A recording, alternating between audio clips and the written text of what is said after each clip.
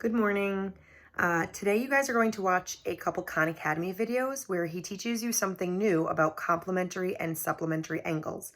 But I wanted to give you my own reminders and fill you in on something else about vertical angles. So I wanted to remind you that complementary angles make a corner. That's the way I remember the C and the C. So I know if a angle has a square in it like that, it's letting me know that it is worth 90 degrees. And complementary angles are angles that work together to make 90 degrees. So if this one was 70 and this was 20, or 80 and 10. But today you're going to see examples where we don't only have numbers, we sometimes have variables.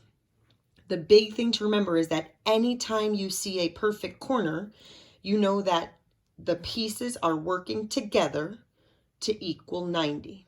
Okay, my next reminder is that you learned about supplementary angles.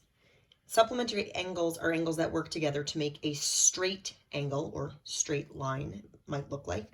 So something like this, these two angles where maybe this one is 20 and this one is 160. And just like for complementary, today you're going to see examples that have variables, and you'll have to write an equation. Whenever it's a straight line, you know that your equation has to be that the pieces that work together make 180.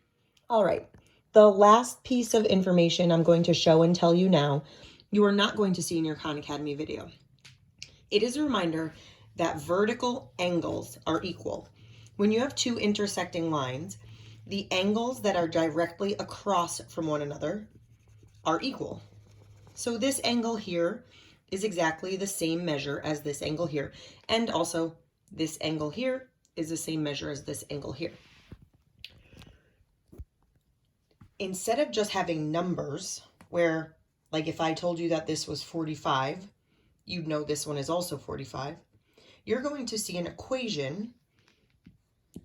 Actually, you're going to make an equation to find out the value of a variable.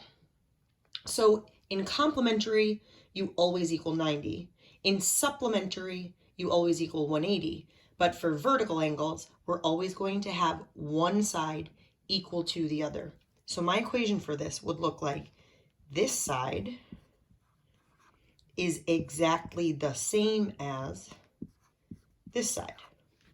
And that's an equation you know how to solve.